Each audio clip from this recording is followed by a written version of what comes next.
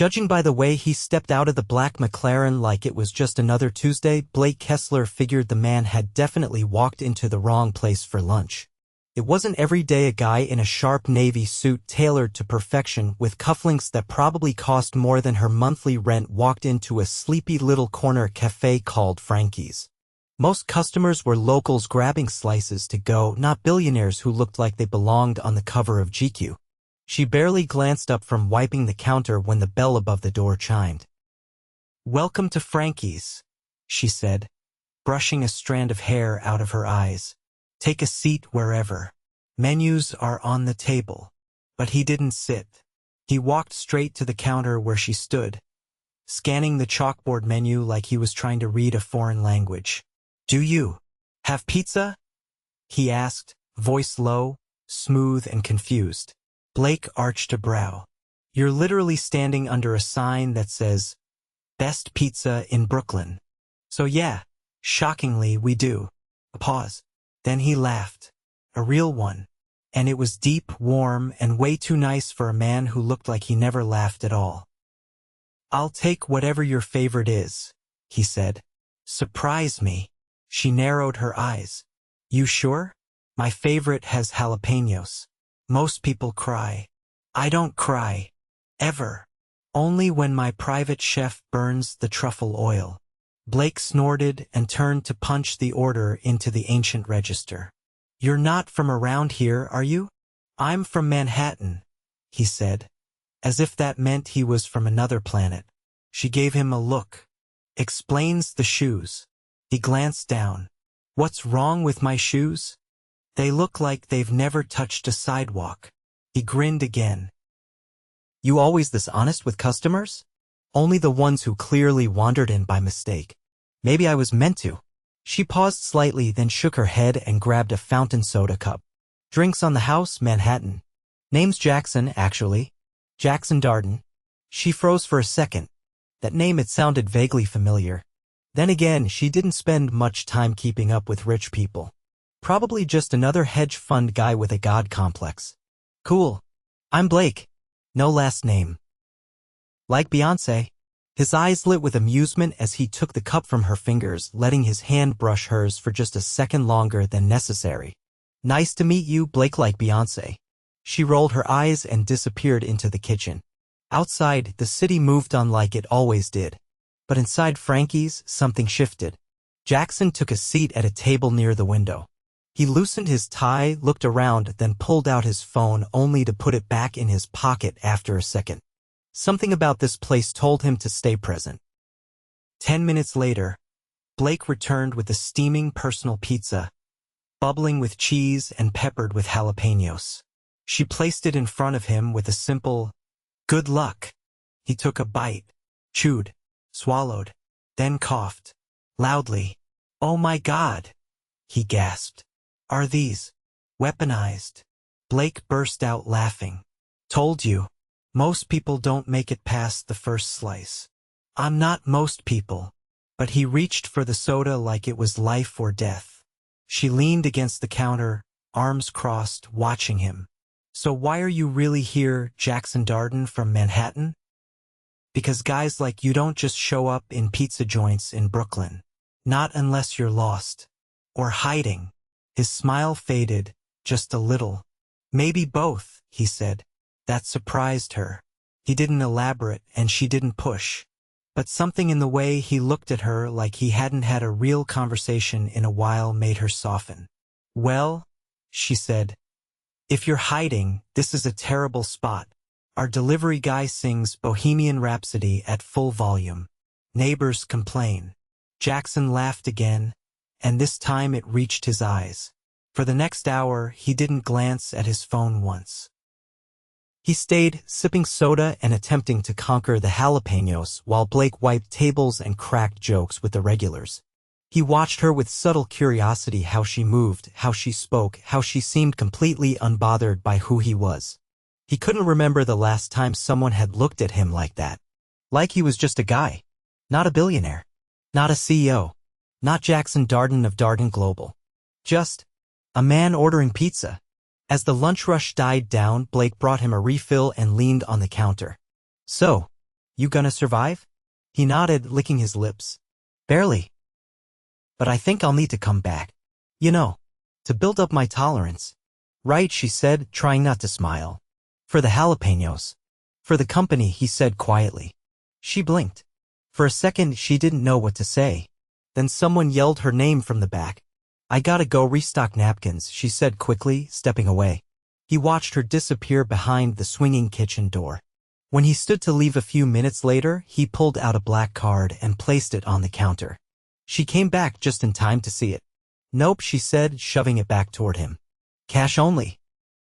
Machines busted. He looked amused. You're rejecting my card? Yup. How do you know I even have cash? You're wearing a watch that costs more than my car. You have cash. He did. Barely. He pulled out a crisp $100 bill and handed it to her. Keep the change. She shook her head but accepted it. Next time, bring smaller bills. Or wear cheaper shoes. Jaxon Darden walked out with a burning mouth and an amused smile. He didn't know why he'd turned down the private chef's lunch today. He didn't know why he'd told his driver to pull over when he saw the cafe. But something about that girl Blake stuck in his head long after he got in the car. He didn't plan on going back. But the next day he did. The third time he showed up, Blake didn't even bother looking up from the espresso machine. If this is about proving you can handle spice, you're already a lost cause. Jaxon leaned against the counter, rain dampening the shoulders of his overcoat. I was hoping today's challenge would involve fewer jalapenos and more conversation. She raised an eyebrow just slightly, then turned to retrieve the foam pitcher. You're persistent. I'm resourceful, he corrected. There's a difference. The cafe was quieter than usual. Rain had a way of keeping the regulars at home, and the few customers there were tucked into booths, sipping coffee and scrolling through their phones. It gave the place a softness Blake didn't hate, though she wasn't sure she loved the way it made Jaxon stand out even more. You don't strike me as the type who enjoys small talk, she said, setting a cappuccino in front of him. I don't. I prefer real ones. Is that what this is? She gestured around the empty cafe. Your idea of real? No assistants. No boardrooms. Just you and me and coffee made by hand. It's more real than most of my week. She wasn't sure what to do with that. It was too honest. Too direct. You left your receipt yesterday, he added, pulling a folded slip of paper from his coat pocket. Figured I'd return it before it ruined your taxes. She took it from him, glancing down. Thanks. I guess billionaires do care about paper trails. He didn't laugh. You figured it out then? I Googled you. She didn't elaborate. Any surprises? That depends. Do you consider buying a 6-bedroom penthouse in Tribeca a surprise? Only if you weren't invited to the housewarming. Blake leaned her hip against the counter, crossing her arms. So why keep showing up here? You've got a chef, a driver, probably someone who irons your socks. What's the appeal? You, he said simply. She blinked. That's direct. I don't have time to pretend I'm here for the ambience. I'm here because you don't fake anything.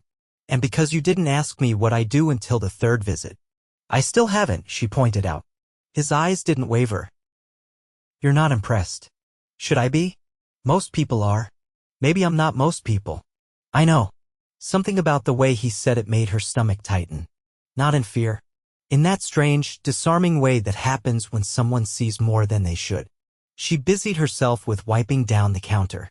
You didn't order anything. I was hoping you'd join me instead. She looked up sharply. Excuse me. There's a place on Delancey. They make the best ginger noodles in the city, he said. I'd like to take you there. I don't date customers. Then make an exception. Why? Because I'm not going to stop coming back. Blake tilted her head. Is that supposed to be romantic or unsettling? I guess that depends on whether you say yes. For a moment, she just stared at him. Then a voice called from the kitchen, Frankie, yelling about a leaking pipe. She sighed and grabbed a towel. I have to deal with that. I'll wait. You don't have to. I want to. She hesitated, then disappeared behind the swinging door. Jaxon didn't move. He sat down at the stool by the window, watching the rain blur the outside world. A few passers-by rushed past with umbrellas. No one looked inside. No one saw the billionaire sitting alone in a Brooklyn cafe, waiting on a woman who couldn't be bought. He wasn't used to that. 20 minutes passed before she returned. Her ponytail was damp from the leak and her sleeves were rolled up. "You're still here? You sound surprised. I figured you'd leave once the charm wore off." Jaxon stood. "It hasn't." Blake studied him. "You're serious about this?" "I can be. And what happens if I say no?" "Then I'll keep ordering pizza until you say yes." She exhaled, then reached under the counter for her bag. "Fine. But I'm not dressing up. I didn't ask you to. And this doesn't make us anything. Not yet."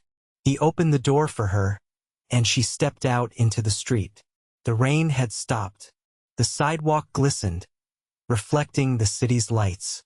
She turned to him as he pulled out a set of keys and unlocked the sleek black car parked at the curb. "You drive yourself?" she asked. "Sometimes I like to remember I can." She slid into the passenger seat, the interior impossibly clean, smelling faintly of leather and something expensive. He started the engine, and soft music filled the space. Not classical, not jazz. Something simple, human. The drive was quiet, but not awkward. She watched the city through tinted windows while he navigated traffic like someone who didn't need to rush. The restaurant was tucked between two buildings, unassuming, with a flickering sign and no valet. Inside, the hostess recognized him. "Mr. Darden," she said, surprised. "You haven't been here in a while." He glanced at Blake. "I needed a reason to come back." They were seated in a small booth near the back. The lights were low, the warmth of the space contrasting the chill outside. Blake glanced at the menu, then raised a brow. "There are no prices. You're not paying." "I didn't assume I was." He smiled at that something softer than before. They ordered. The food came quickly. Conversation was slower but steady. "So what's your deal?" she asked after a while. "Besides being loaded and surprisingly tolerable, I run a company that owns other companies, mostly tech, some real estate." "That sounds exhausting." "It is. Why not sell it all and move to Bali?" He looked at her, something unreadable in his eyes. "Because I wouldn't know what to do with myself."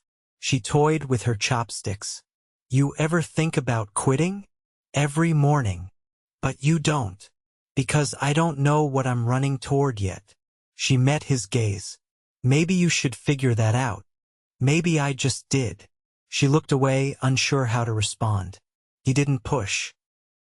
When the check arrived, he signed it without looking. The hostess returned his card with a quiet thank you and they stepped back into the night.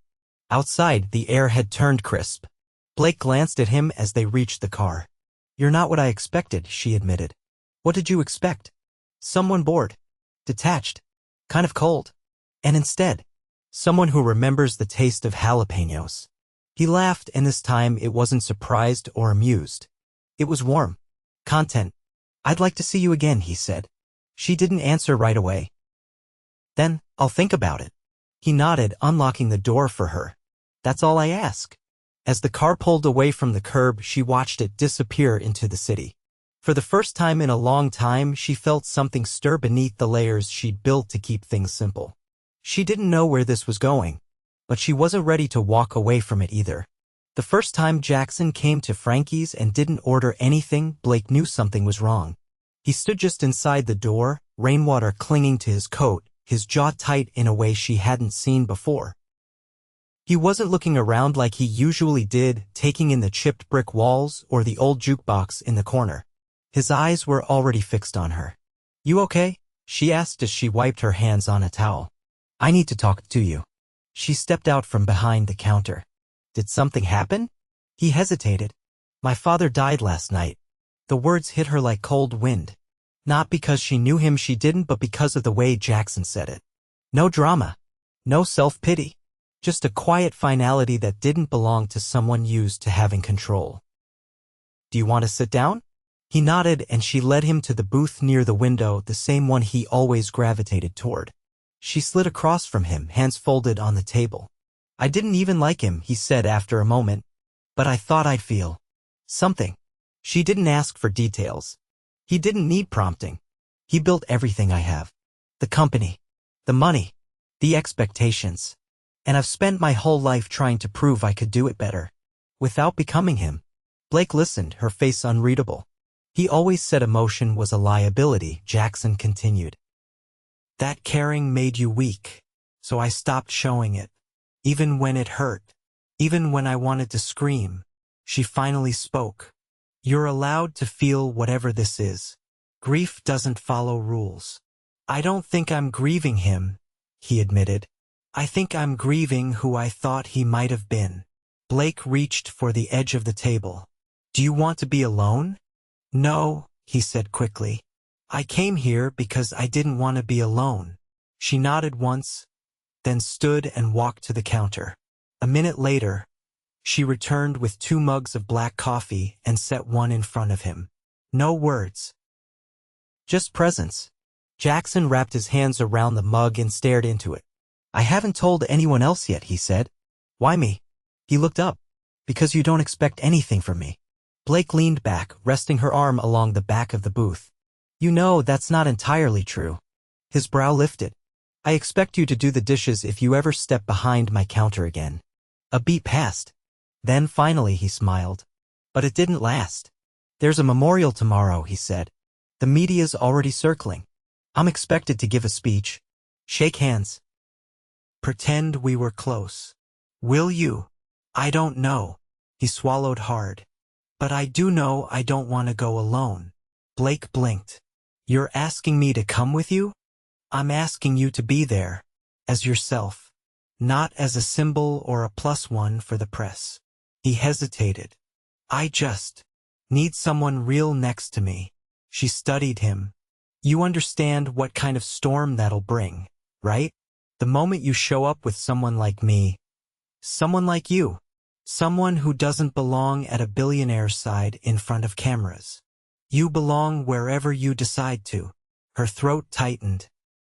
She didn't answer immediately. Say yes, he said, quieter now.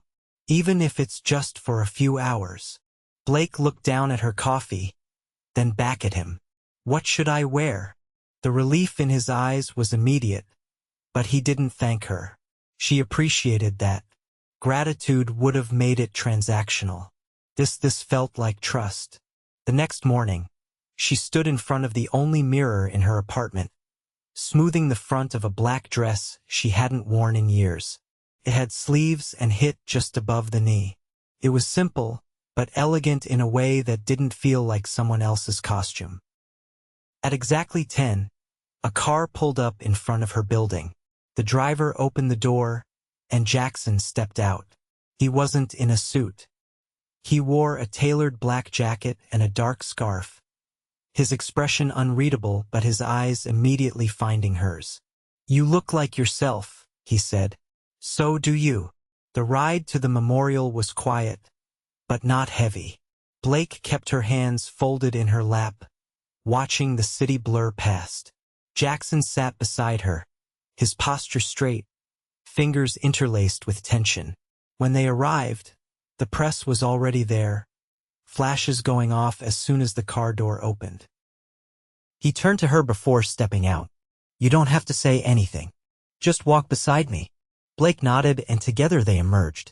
The room inside was vast glass walls, cold marble floors, and a ceiling that stretched higher than any café she'd ever stepped into.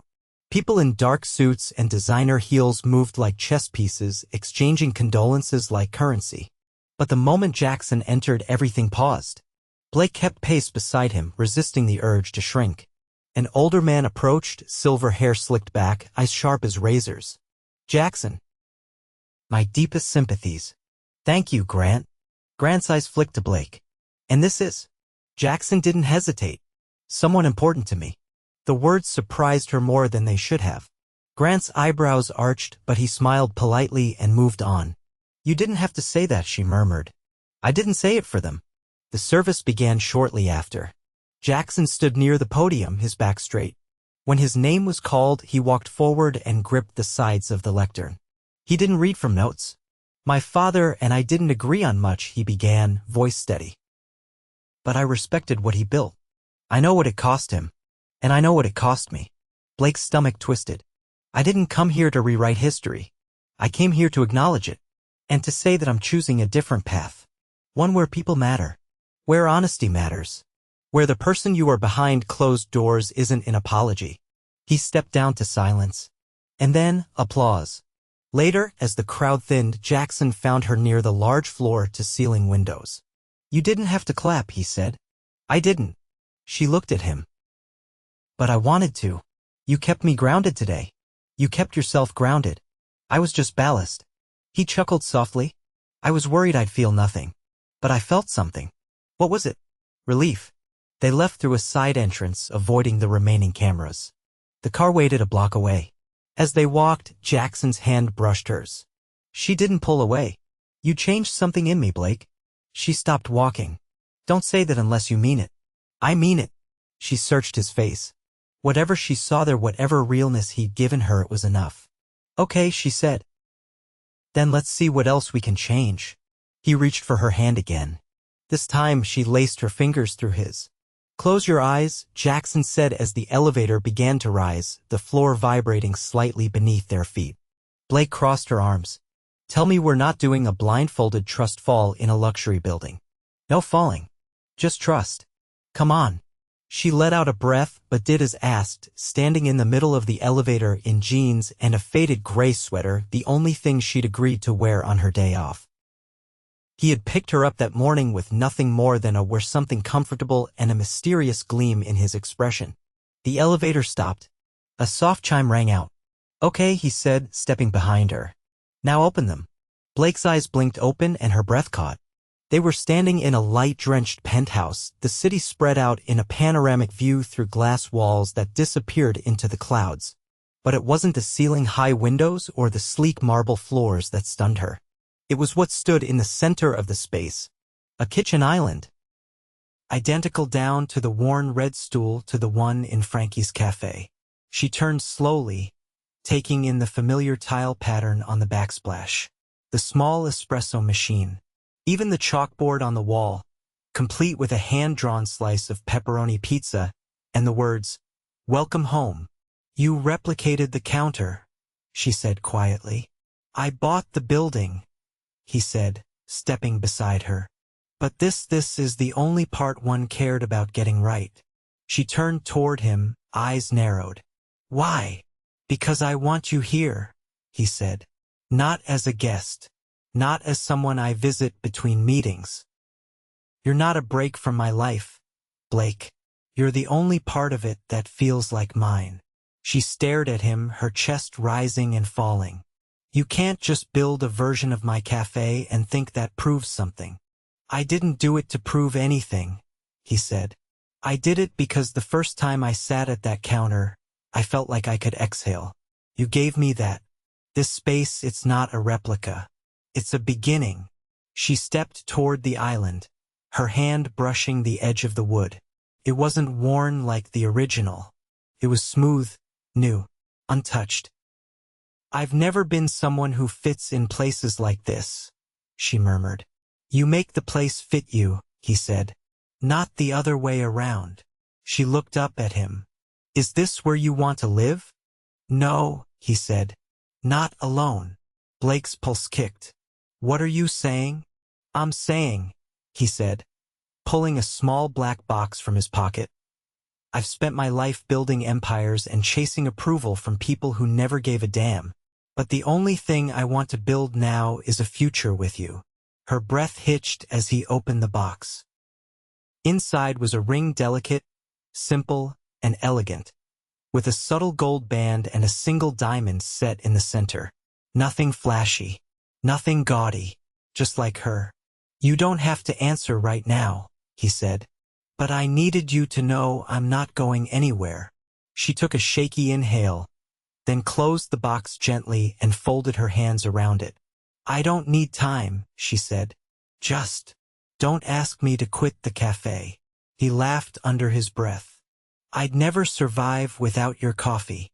She stepped into him, resting her head against his chest, and he wrapped his arms around her without hesitation. They stood like that for a long moment, the city humming silently around them. Later that night, they sat on the balcony, legs tangled, 2 slices of pizza between them, steam rising into the cool air. The skyline blinked in the distance, but Blake wasn't looking at the view. She was watching him. "Do you ever think about what your father would say?" she asked. Jaxon took a bite, chewed thoughtfully. "He'd say I'm wasting my time." "And what do you say?" "I say this is the first thing I've done that actually means something." She leaned back against the cushioned chair. "So what now?" "Now we live. That's it." He turned to her. "That's everything." The days that followed weren't perfect. She still ran the cafe, still argued with suppliers about the cost of mozzarella, still wore old jeans that didn't match his tailored lifestyle. But Jaxon never tried to change her. Instead, he showed up at Frankie's every Tuesday afternoon, ordered the jalapeno pizza he still couldn't handle, and sat at the counter while she wiped down tables and rolled her eyes at his dramatic reactions. He took her to dinners where everyone wore black and spoke in percentages, but she always left early to catch the subway home. And sometimes he went with her. They didn't announce the engagement. No press release. No gala. Just a quiet moment on the roof of her building with a string of lights, a bottle of champagne, and a yes. Months later, he walked into Frankie's holding blueprints. "What's that?" she asked, wiping flour from her forearm. "A second location," he said, laying them out. "Same name. Same pizza. But this one's in Manhattan." She arched a brow. "You opening your own version now?" "I'm expanding yours," he said. "You're the founder. I'm just your very wealthy investor." She stared at him. "You're serious." "I've never been more serious." She leaned over the counter, kissed him lightly, then whispered, "Only if I get to fire you when you try to micromanage the sauce." "Fair." They opened the second Frankie's 6 months later, 1 block away from Darden Global's headquarters. The line wrapped around the building on opening day. Blake wore her old apron. Jaxon wore a white shirt and rolled sleeves. They served slices side by side, and when someone asked how the billionaire ended up running a register, Blake just said, he ordered pizza once, and never stopped showing up. And he didn't, because in the end, it wasn't the empire that mattered. It wasn't the press or the power or the penthouse. It was the woman behind the counter who told him the truth when no one else dared. The one who didn't flinch when he fell apart. The one who reminded him every single day that love doesn't come with a title. It shows up in a cafe, hands you a soda, and dares you to survive the heat. The smell of fresh basil filled the air as Blake adjusted the open sign on the door of the Manhattan Frankie's. Her sleeves rolled up and her hair caught in a loose braid that had already started to unravel. The second location had been open for just over 2 months, and somehow it already felt like home. Inside, the tables were full. A woman in a navy blazer was telling a story that made her friend laugh so hard she nearly knocked over her iced tea. A group of college students were crowding around the jukebox, arguing over who got to pick the next song. The chaos had a rhythm now, one that reminded Blake of her childhood kitchen on Sunday afternoons, flour on the floor, a pot boiling over, and her dad singing Sinatra off-key. Jaxon leaned in the doorway of her office, sleeves rolled up, hands dusted faintly with flour. "Your supplier just called. They're running late with the mozzarella again." "They always are," she replied, not looking up from the clipboard. "Tell them if they're not here by 4, I'm breaking up with them." He walked in, took the clipboard from her hands, and set it down on the desk. "You're allowed to let someone else handle things for an afternoon. You're saying that because you want to leave early. I'm saying that because we haven't had a proper day off in weeks." She raised an eyebrow. "What exactly do you define as a proper day off?" "Boat. Sunshine. No calls. No flour." "You own a boat?" "I own 2. One's in the Hamptons. The other's docked in Montauk." He leaned closer. "And I'm kidnapping you to one of them." She snorted. "I have to finish inventory." "No," he said, pulling out his phone and waving it. "I already sent the staff home early. And I paid your assistant manager double to cover everything. You're getting sneaky.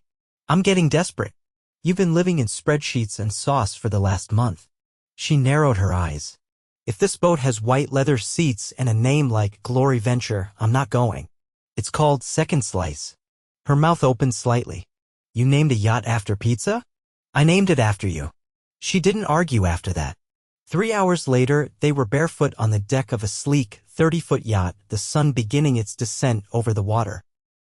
Blake had swapped her flour-dusted apron for cut-off denim shorts and a faded t-shirt, her feet dangling over the side as the waves lapped against the hull.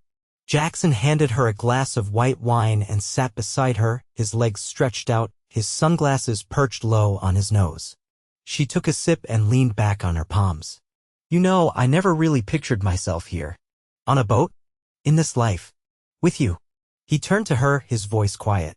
Because it felt impossible? Because it felt like something that happened to other people. People who grew up thinking it was normal to be loved out loud. He took her hand. You are loved out loud. Every day. In every way I know how.